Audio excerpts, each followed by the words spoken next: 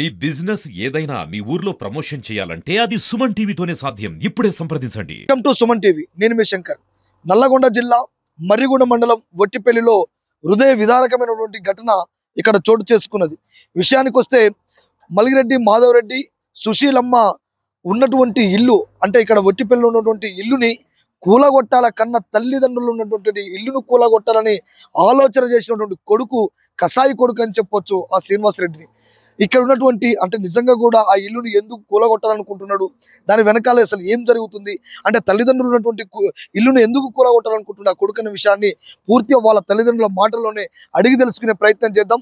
ప్రస్తుతం వాళ్ళు ఉన్నటువంటి ఇంటి దగ్గర ఉన్నాం, చూడొచ్చు ఆ ఇల్లుని. ఇక్కడ ఉన్నటువంటి వాళ్ళ కన్నా తల్లిదండ్రులు కూడా మనకు విజువల్స్ లో కనపడతా ఉన్నది.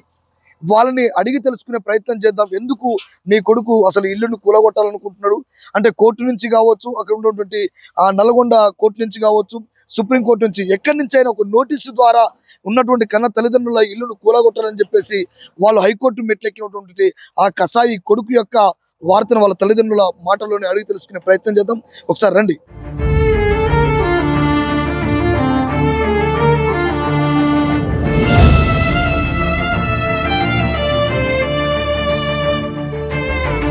వాని పిల్లలు ఆగబోతారు, ఆడగబోతుంది, వానికి అర్థం తెలుస్తలేదు. నేను ఏం చేసి చెప్పడానికి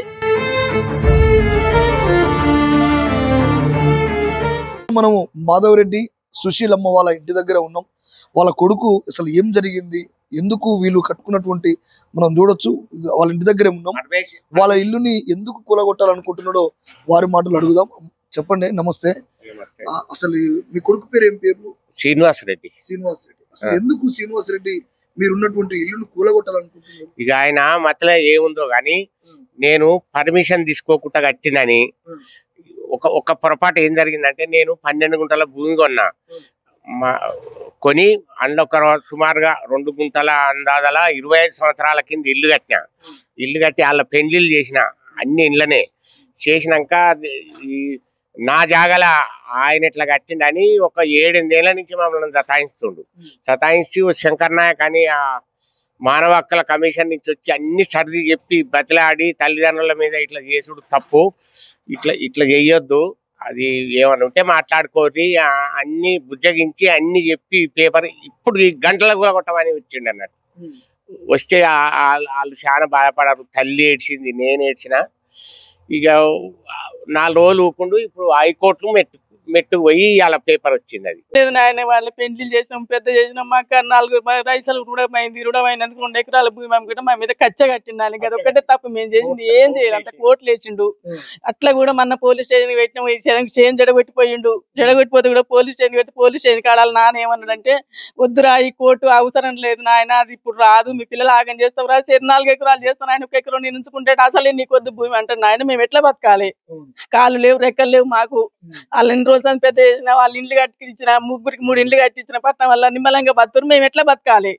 మా బాధ ఏంది? ఇప్పుడు మొత్తం ఎన్ని ఎకరాలు ఉంటది? ఎన్ని గుంటల భూమి ఇది? 12 గుంటల భూమి నాయన. 6 గుంటలు చేసినాం కొని. అంటే మీ 2 కొడుకులకు 6 గుంటలు చేసినాం.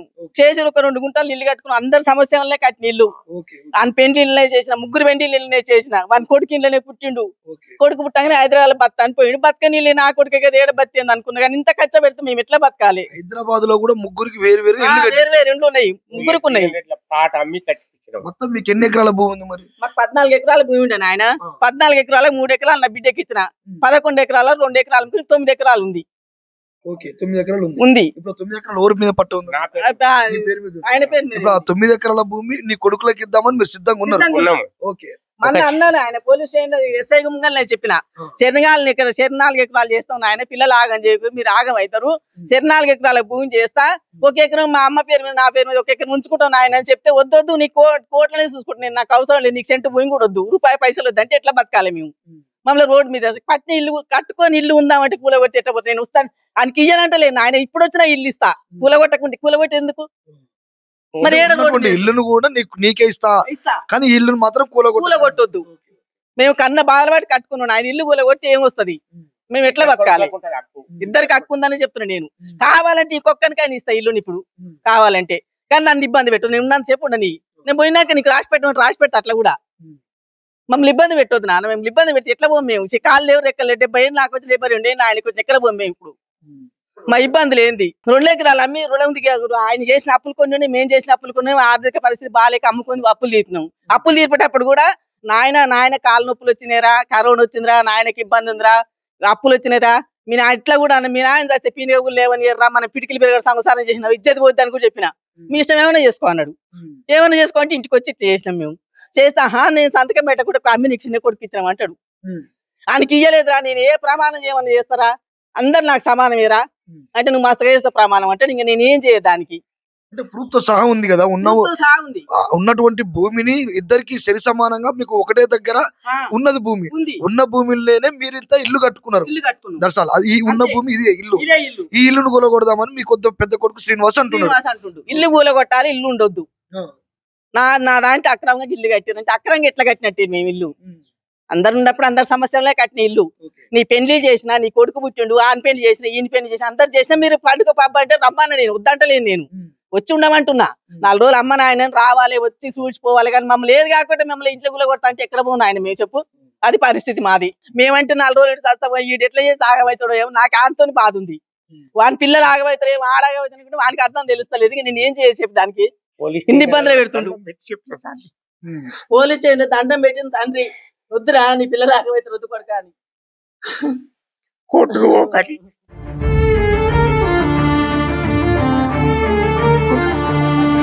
చూశారు కదా, నిజంగా కూడా కన్న కొడుకు బిడ్డైనా కొడుకులైనా ఎవరైనా ఉన్నటువంటి ఆస్తిని సమానంగా పంచాలని చెప్పేసి ఎవరైనా అనుకుంటాం. కానీ వాళ్ళు కూడా అదే పని చేసిరు. ఉన్నటువంటి పెద్ద మనుషులు వాళ్ళకు ఉన్నటువంటి 14 ఎకరాల భూమిని 3 ఎకరాలు ఉన్నటువంటి బిడ్డకు కట్నం కింద ఇవ్వడం జరిగినది. ఉన్న 2 ఎకరాల భూమిని అప్పులు కావచ్చు, అనారోగ్య పరిస్థితులు కావచ్చు, వాళ్ళకు ఉన్నటువంటి ఆ అప్పుల్ని గర్వంగా బతకాలని చెప్పేసి, ఊర్లో మంచిగా ఉండాలని చెప్పేసి వాళ్ళు ఆ 2 ఎకరాల భూమిని అమ్మి ఉన్నటువంటి కట్నానికి అప్పులు తీర్పుకోవడం జరిగింది. అంతేకాదు ఉన్నటువంటి 9 ఎకరాల భూమిని కూడా ఆ ఇద్దరు కొడుకులకు సమానంగా పంచుతానని చెప్పేసి చెప్పడం జరుగుతుంది. ఇదే కాదు, హైదరాబాద్ లో కూడా ఉన్నటువంటి 2 కొడుకులకు కావచ్చు, బిడ్డకు కావచ్చు, ముగ్గురికి కూడా అద్భుతంగా మంచిగా ఇల్లు కట్టుకొని ఉన్నారు. కట్టించినటువంటి వ్యక్తులు వీళ్ళే. ఇంకా కూడా బియ్యం రేట్లో ప్లాట్ అమ్మి కూడా వాళ్ళు ఇల్లు కట్టడం జరిగింది. ఇంత చేసినా కూడా ఇక్కడ ఊర్లో ఉన్నటువంటి, మనం అదే లొకేషన్ లో ఉన్నాం, ఈ ఊర్లో ఉన్నటువంటి ఈ భూమిని చూసుకోవచ్చు. ఈ ఉన్నటువంటి 8 గుంటల భూమిని, 12 గుంటల భూమిని ఇద్దరికి సమానంగా 6 ఎకరాలు ఇద్దరికి సమానంగా ఇద్దరికి పట్టా చేసినటువంటి సందర్భం. ఈ పట్టా చేసినటువంటి ఈ 12 గుంటలలో ఆ ఇద్దరు కొడుకులు ఉండాల్సిన హక్కు వాళ్ళిద్దరికి ఉందని చెప్పేసి వాళ్ళ మాటల్లో చెప్తా ఉన్నారు. ఈ 12 ఎకరాల్లో ఉన్నటువంటి ఈ గుంటలలో 2 ఎకరాలు మాత్రమే ఈ ఒక చిన్న ఇల్లు, 2 గుంటలు మాత్రమే ఒక 2.5 ఇల్లు కట్టుకొని వాళ్ళు వృద్ధాప్యంలో ఉన్నటువంటి పెద్ద మనుషులు వాళ్ళు ఇక్కడ నివసిస్తా ఉన్నారు. ఈ వృద్ధాప్యంలో ఉన్నటువంటి ఆ పెద్ద మనుషులు ఉండే ఈ 2 రూమ్ల ఇల్లు కూడా వాళ్ళు శ్రీనివాస్ రెడ్డి కూలగొట్టాలి, ఈ ఇంట్లో మీరు ఉండొద్దని చెప్పేసి వాళ్ళు చాలా ఇబ్బంది పెడతా ఉన్నాడు. ఒకసారి ఆలోచన చేయండి, ఇట్లాంటి కసాయి కొడుకు ఎవరికైనా ఉంటాడా? ఒకసారి మీరు ఆలోచన చేయండి. ఎందుకు వీళ్ళు ఉండేటువంటి ఇల్లు నీకు ఇచ్చే అంటే ఇప్పటికైనా సరే ఈ ఉన్నటువంటి ఇల్లును కూడా నీకే ఇస్తాం, మేము చచ్చిన తర్వాత ఈ ఇల్లు నీకే అవుతుందిరా, నేను ఉన్న రోజులు ఉంటామని చెప్పేసి వాళ్ళు ఆవేదన వ్యక్తం చేస్తా ఉన్నారు. అదేవిధంగా ఇక్కడ చూసుకోవచ్చు, చాలా పేపర్లు చాలా సేపటి నుంచి పట్టుకొని చూస్తున్నాడు, ఏదో చూపియాలని చెప్పేసి. ఆ పేపర్లలో ఏమున్నా అసలు ఏంది, ఈ పేపర్లు దేని గురించి, అసలు ఏంటిది? ఈ ఇల్లు కూలగొట్టమని డిఎల్పిఓ సార్ అని ఆయన పిలుచుకొచ్చిండు.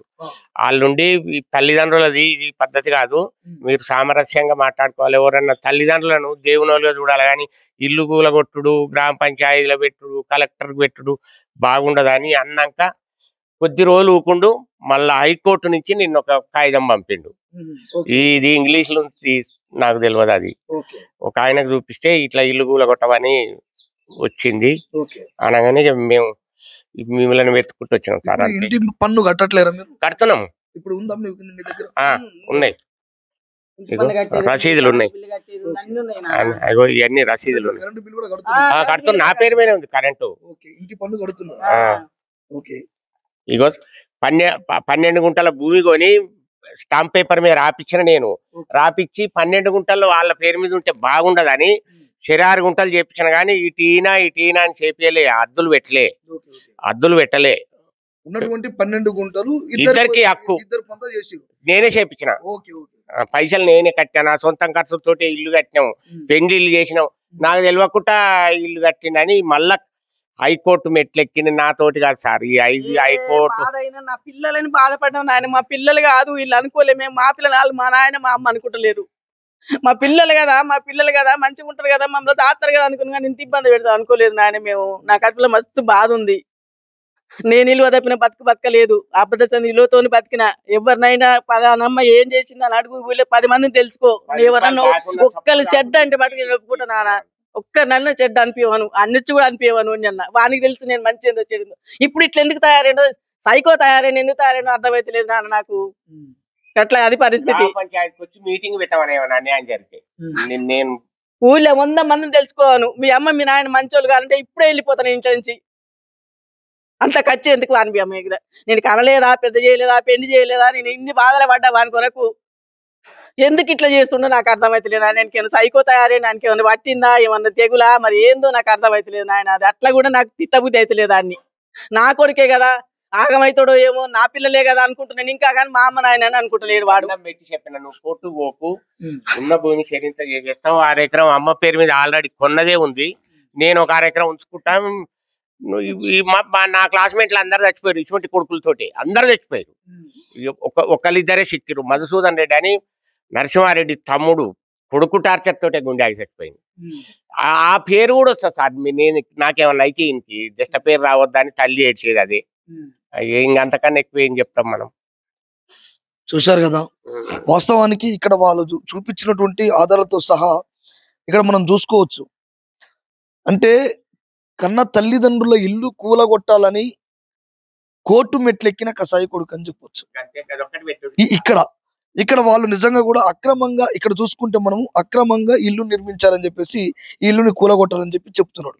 అయితే ఇక్కడ మన వాళ్ళు పన్ను కడుతున్నారు. ఇక్కడ ఉన్నటువంటి డిఎల్ఓ మనకు వచ్చినటువంటి ఇక్కడికి వచ్చి ఆల్రెడీ ఇక్కడ మన ఇంటి దగ్గరకు వచ్చి వీళ్ళు మాట్లాడింది.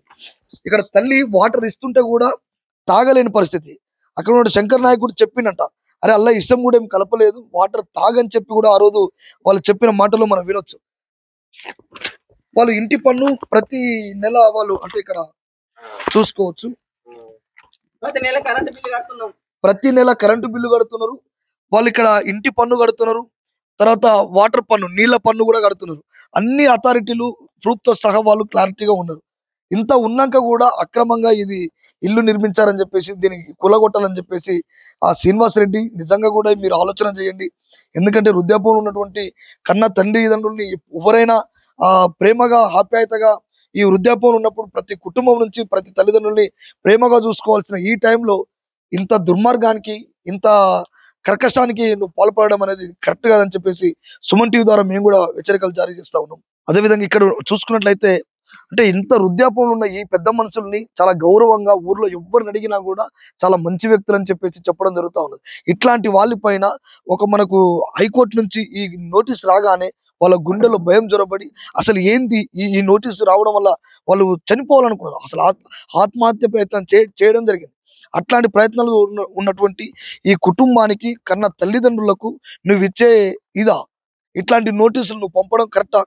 ఒక్కసారి ఆలోచన చేయి. శ్రీనివాస్ రెడ్డి గారు, ఇలాంటి నోటీసులు మాని మీ కుటుంబాన్ని, నీ తల్లిదండ్రుల్ని నువ్వే ప్రేమగా చూసుకొని నువ్వు వచ్చినా పోయినా నీ ఎప్పటికైనా ఇక్కడ ఉన్నటువంటి ఇల్లు కావచ్చు, ఈ భూమి కావచ్చు, వాళ్ళ ఆస్తి పాస్తులు ఏవి ఉన్నా మీ ఇద్దరు కొడుకులకే చెందుతాయని చెప్పేసి వాళ్ళు ఆవేదన వ్యక్తం చేస్తా ఉన్నారు.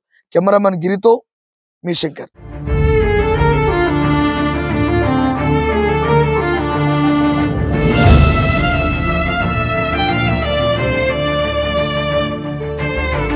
వాని పిల్లలు ఆగమవుతారు, వానికి అర్థం తెలుస్తలేదు. నేను ఏం చేసి చెప్పడానికి